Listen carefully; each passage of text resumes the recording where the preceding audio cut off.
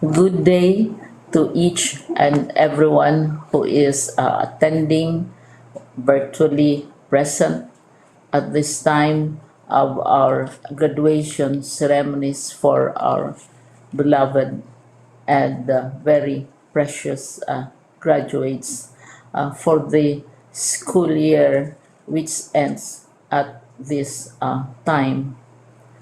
First of all, I'd like to greet the parents and family members without whose sacrifices, whose reminders, and whose participation in the learning process for our graduates have resulted in this culmination program. This year, your role has changed drastically, where we've always believed that the matter of educating our children rests nearly exclusively on our teachers and our staff.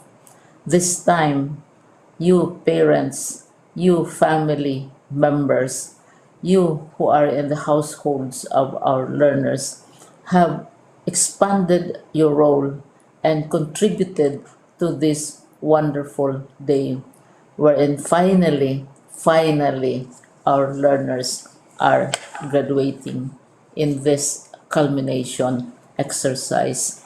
So, congratulations, because this year has not been very easy, has not been a picnic for our teachers, for our family members, as well, especially the parents, mothers, fathers, sisters, brothers, and all who have contributed to the achievement of our learners at this time.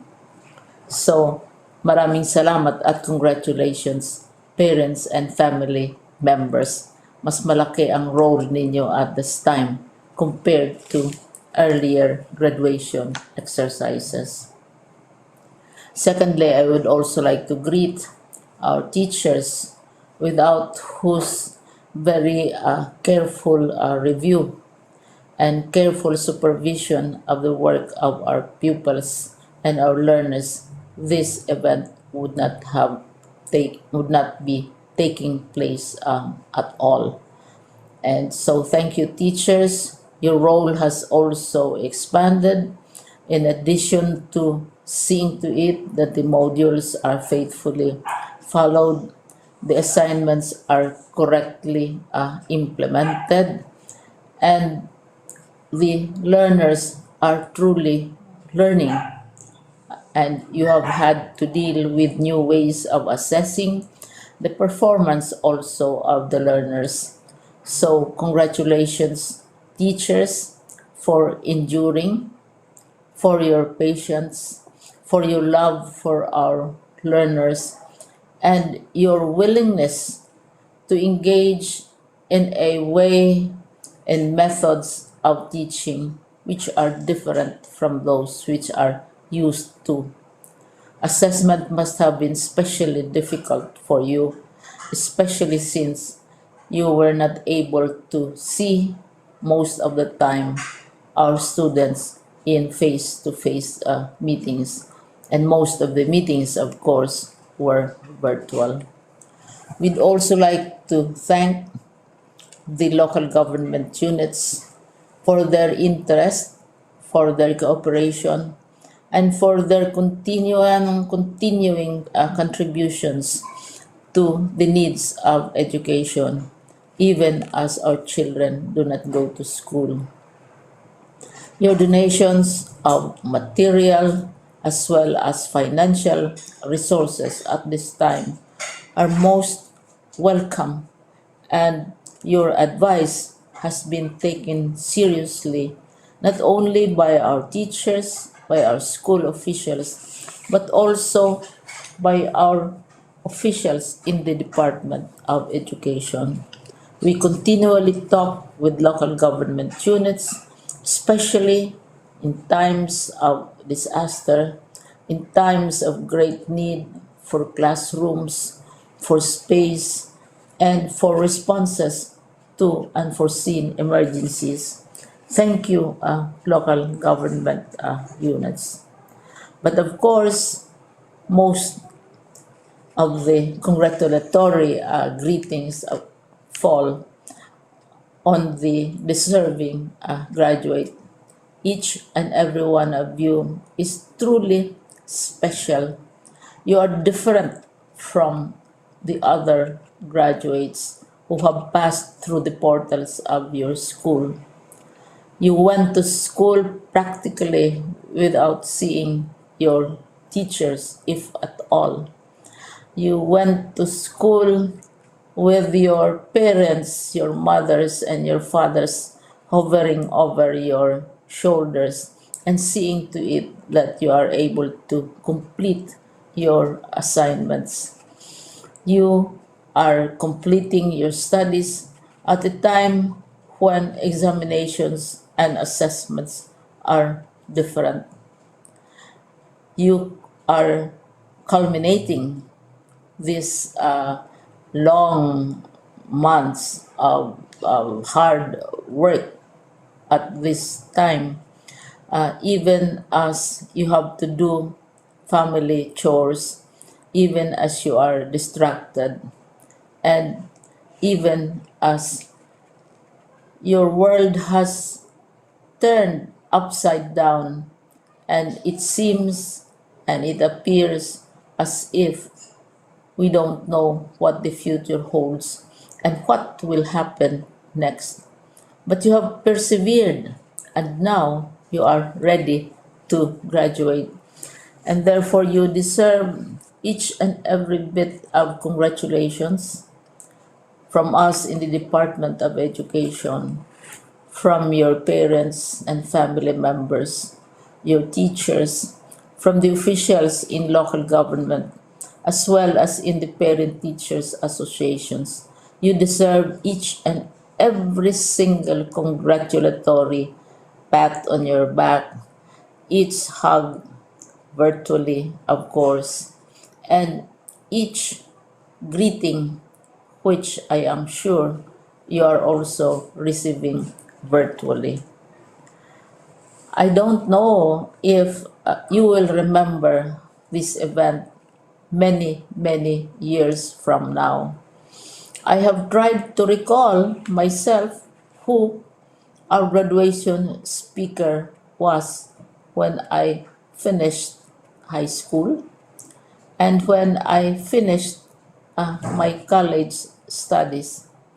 All I remember is that the graduation speaker was someone important, someone who was invited because that someone is supposed to give a message.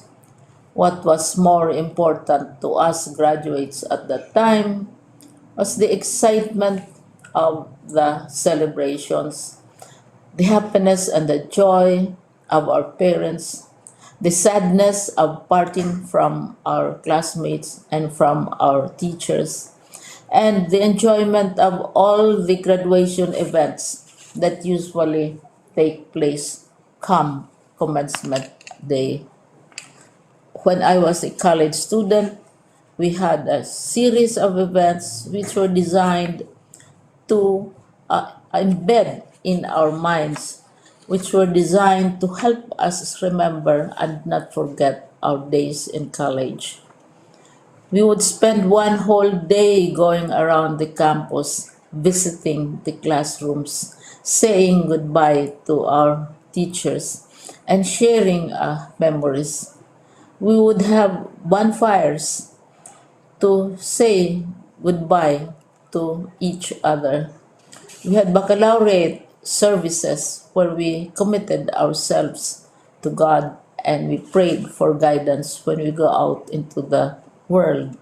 So many celebrations, and the speaker, of course, is the least important and easily forgotten component of the graduation exercise. Nonetheless, I will exert all efforts to share with you what I see are things or issues which a graduate should remember, and recall. I have said that you are very special. You are very different. You are pioneering. There has been no other class like your class. There has been no other graduate like you as a graduating student, because you are the very first graduate of the blended learning response to education in the Philippines. And so you ask yourself, what awaits you in the world outside? You can either work, because the kind of curriculum you survived and underwent as a student will enable you to go to work if you wish to go to work.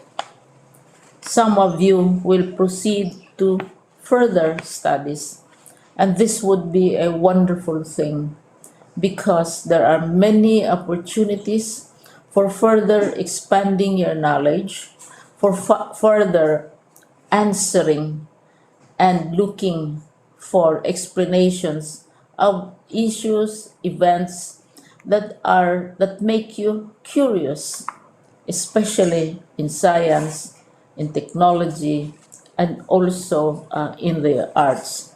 So you can work, you can go to further studies, and perhaps some of you will settle down, hopefully not too soon, so you can pursue what you really want to do. So today, this is why we call this exercise a commencement exercise. It's not the end of our studies. It's not the end of all our efforts with blended learning, with modules, with floods, with earthquakes, and of course with COVID. It's a commencement of doors opening to you. More doors will be opened because you are a graduate. You can work, you can proceed for further studies, you can help your parents, and you can perhaps look for opportunities to do what you have always wanted to do, whether at work, whether at advanced studies, whether at learning more in science and technology, in mathematics, and in the arts. All of these opportunities are available to you. More doors are being opened. I hope you will select the door which arouses your curiosity, the door which will help you know more about this world, and the door which will allow you to contribute to the development of our country and contribute whatever we can to solve our problems and our challenges. Congratulations once more to each and every one of you. Congratulations to you, parents and family members. Congratulations to you, teachers. When I was chair of the board of Silliman University, each time we had graduation ceremonies, during the baccalaureate and during commencement itself, I would cry. I would cry because you are sending out into the world a new batch of graduates, and we want to be sure that what is awaiting them is appropriate. We want to be sure that they are ready for what awaits them when they select which door to open. And so we tell you, go out to the world, do whatever you want to do. God be with you, and be assured that all of us love each and every one of you. Congratulations.